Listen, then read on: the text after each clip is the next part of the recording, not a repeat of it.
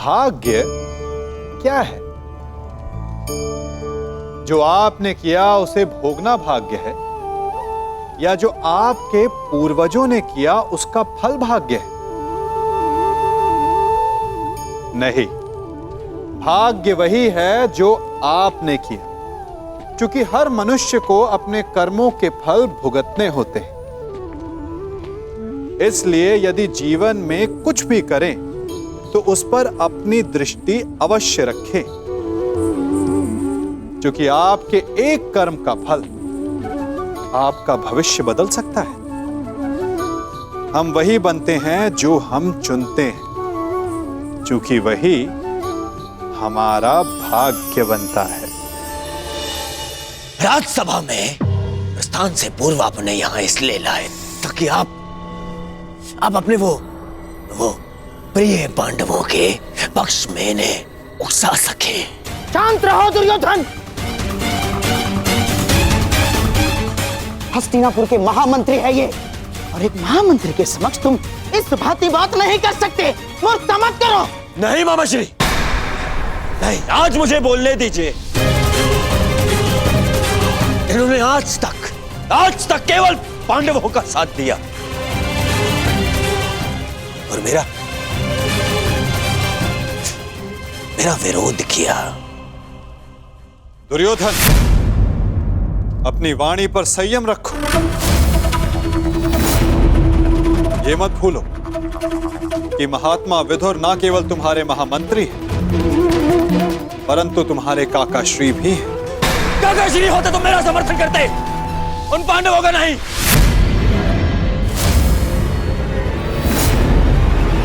ये केवल एक कृतघ्न षड्यंत्रकारी है और कुछ नहीं।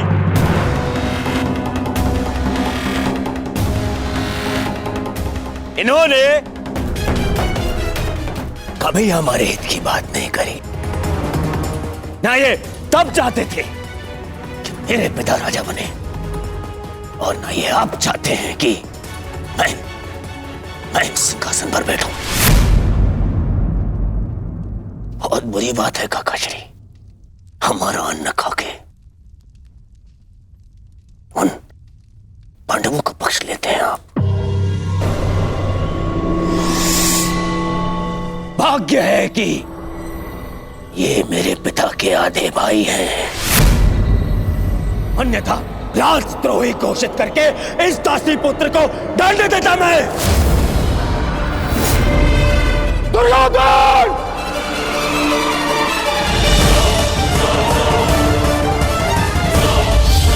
सावधान!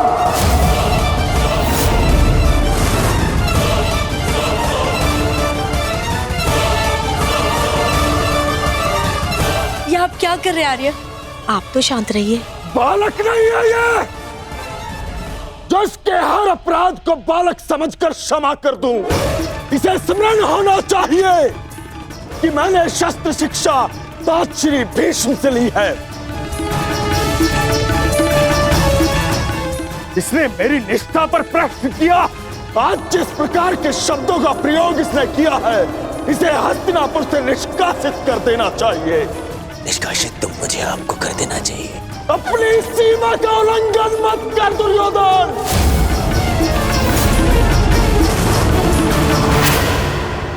अपने शब्दों की रास को थाम कर रखो दुर्योधन। ये मत भूलो कि महात्मा विदुर हस्तिनापुर के महामंत्री और हस्तिनापुर के रणनीतिकार भी। इस समय तुम्हें उनके समर्थन, उनकी सहायता की अत्यधिक आवश्यकता है। बस! ऐसे सैकड़ों महामंत्री मेरे चरण धोते हैं। मुझे इस युद्ध को जीतने के लिए एक दासी पुत्र के समर्थन की आवश्यकता नहीं है। दुर्योधन!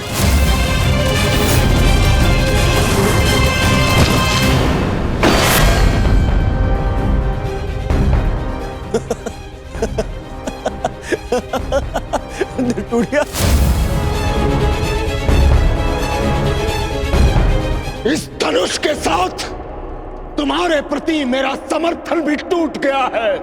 अब ना तो तुम मेरे शस्त्र उपयोग कर पाओगे और ना ही मेरी नीति। मैं स्वयं अपनी बुद्धि और शक्ति को इस युद्ध से अलग करता हूं।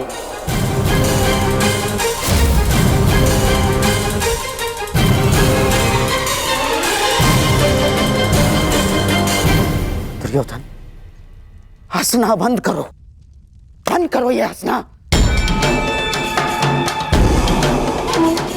धर्मात्मा, देखिए, क्षमा कर दीजिए इसे। बच्चा है, बालक है ये। छोड़िए मामाश्री, ऐसे दोगले इंसान का हमारे साथ ना होना ही हमारे लिए श्रेयस्कर है। गंधर्वराज, इससे पहले कि मेरे क्रोध से मेरे विवेक का बांध टूट जाए, ले जाओ इसे यहां से। और ना जाओ तो क्या कर लेंगे? ईश्वर के लिए चुप हो जाओ। तुम्हें ज्ञात नहीं है तुमने कितना बड़ा अनर्थ किया है। अब चलो यहां से, चलो चलो।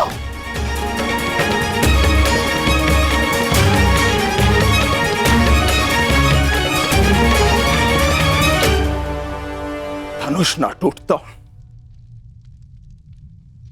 तो मेरा बाण छूट जाता, मेरे भ्राता धृतराष्ट्र को पुत्र हानि होती। मैं आज भी यही कामना करता हूं कि यदि ये युद्ध हो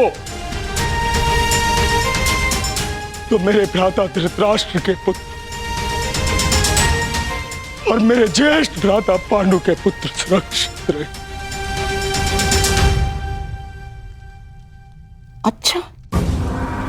अच्छा खेल खेला आपने वासुदेव। मेरी बुद्धि तो ये सोच सोच कर कुंड हो रही थी कि आपने दुर्योधन का आतिथ्य ठुकरा कर यहां भोजन करना क्यों स्वीकार किया? क्या योजना थी आपकी इसके पीछे? मिल गया मुझे उसका उत्तर। गांधार राज, मैं यहां आया, ये मेरा चुनाव था। दुर्योधन ने जो व्यवहार यहां किया वो उसका चुनाव था, और अब महात्मा विदुर इस युद्ध से अलग हुए हैं तो ये इनका चुनाव है।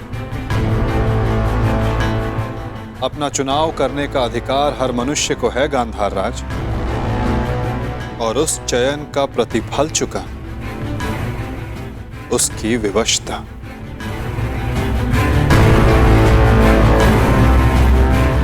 प्रणिपात।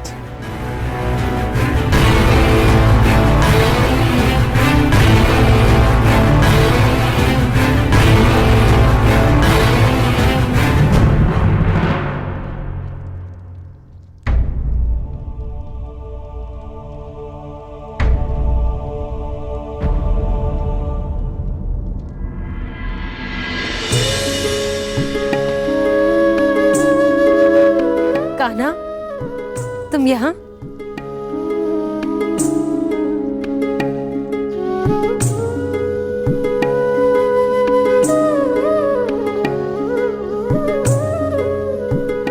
सोचा कि अपनी बुआ को बता दो कि भूखे पेट शयन करने से बुरे स्वप्न आते हैं।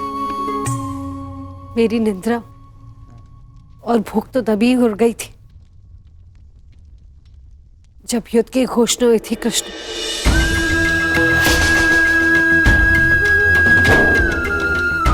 जिस माता के पुत्रों का जीवन दांव पे लगा हो, उसकी आंखों में नींद कैसे आएगी? उसके गले के नीचे से निवाला कैसे उतरेगा?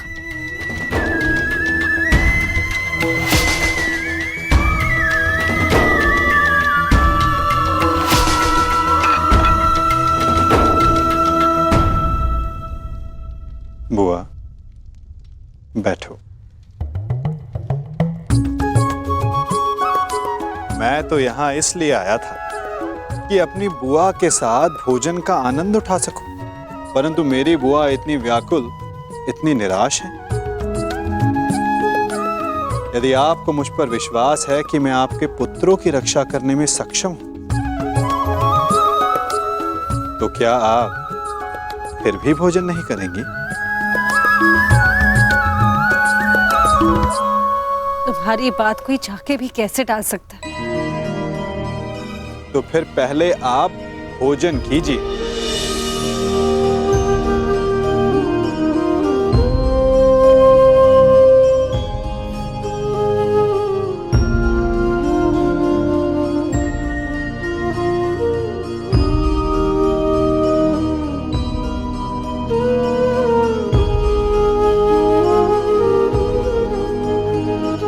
यदि मेरे पुत्र यहाँ थे तो वो भी मुझे ऐसे ही भोजन करवाते।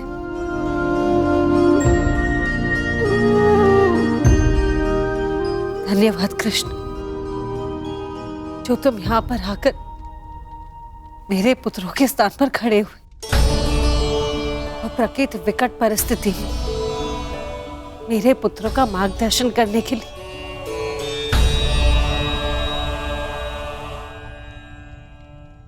इसमें कोई संदेह नहीं बुआ कि परिस्थिति बहुत विकट है, परंतु जो इस बात को समझ सकता है उसे इस परिस्थिति को टालने की, इस युद्ध को रोकने के लिए प्रयत्न करना चाहिए। मैं भी कर रहा हूं, आप भी कीजिए।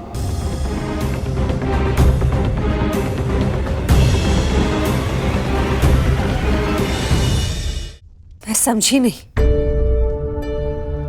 मैं क्या कर सकती हूँ?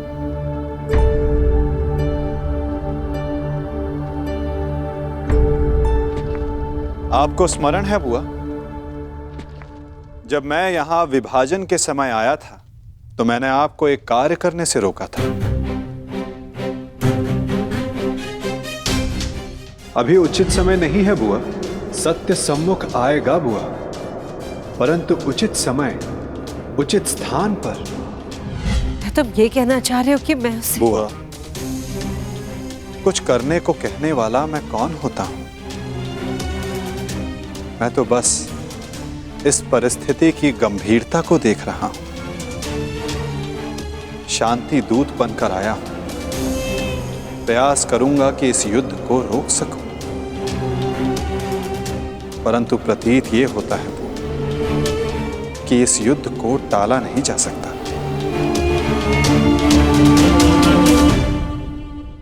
मुझे भी उसी दिन का भय है कृष्ण,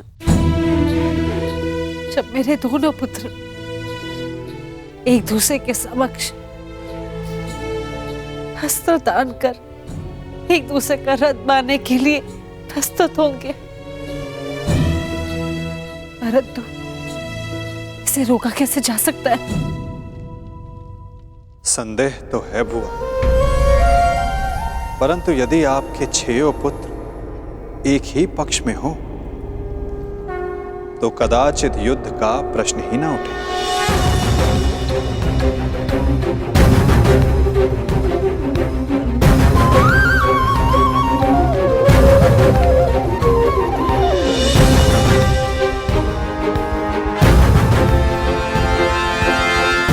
मैं वो करने जा रहा हूं जो मेरा कर्तव्य है, आप वो करें जो आपको उचित लगता है।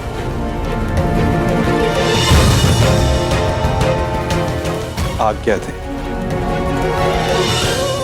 प्रणिपात।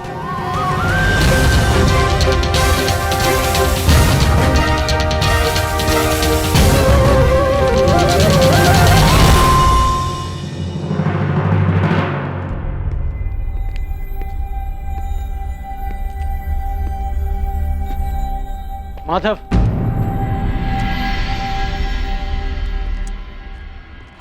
मित्र,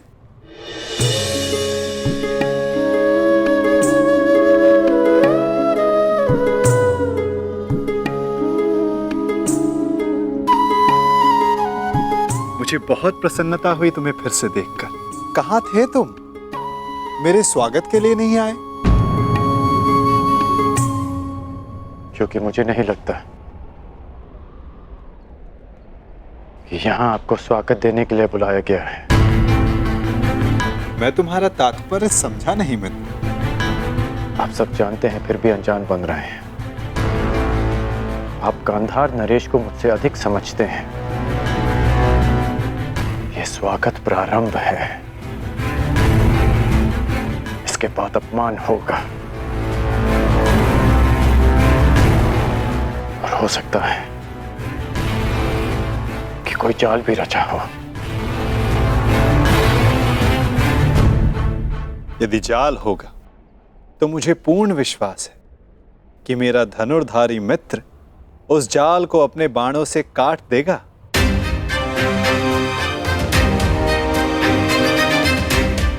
यदि मैं ऐसा नहीं कर पाया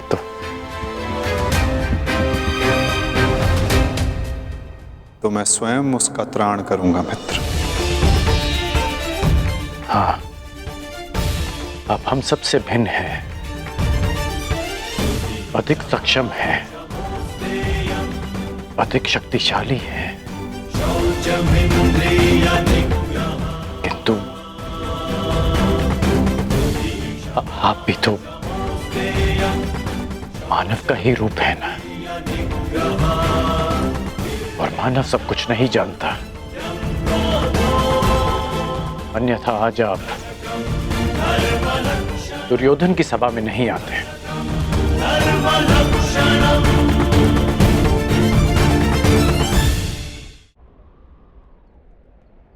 तुमने सत्य कहा मित्र। मानव सब कुछ कहाँ जानता है, जैसे कि तुम। यदि तुम भी सब कुछ जानते होते तो दुर्योधन की ओर नहीं होते मित्र।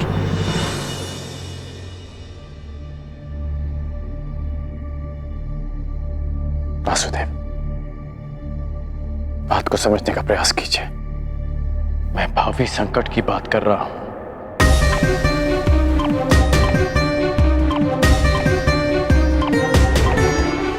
आगे मत बढ़िए, रुक जाइए वासुदेव।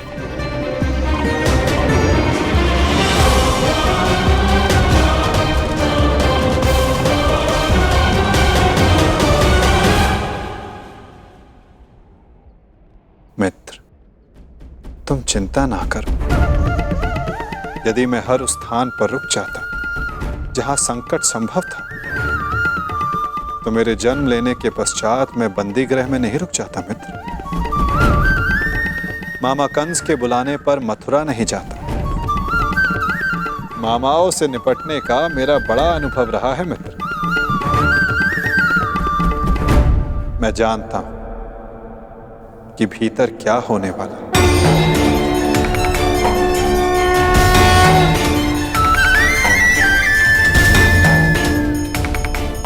फिर भी आप जा रहे हैं? हाँ मित्र, मैं इसलिए नहीं जा रहा कि ये मेरी इच्छा है। मैं इसलिए जा रहा हूं कि वहां राज्यसभा में जो होगा उसके लिए वहां मेरा होना आवश्यक है। परंतु महत्वपूर्ण प्रश्न यह है मित्र कि मैं ऐसा कर क्यों रहा हूं। इस सभा के पश्चात मुझसे मिलना, कदाचित मैं भी तुमसे यही प्रश्न कर बैठूं। मैं यहां केवल हस्तिनापुर की सभा को संबोधित करने नहीं आया, मैं यहां तुमसे भी मिलने आया हूं मित्र।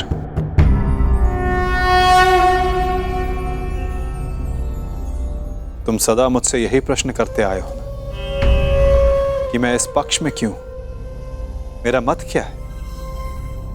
क्या मैं ही करता धरता हूं या केवल दृष्ट? क्या मैं ही कार्य साधता हूं या कार्य का साक्षी मात्र? मेरे साथ आओ मित्र, तुम्हें इन सब प्रश्नों का उत्तर मिल जाएगा।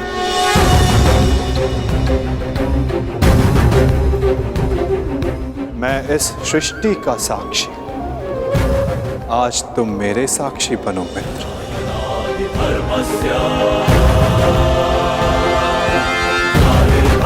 भारत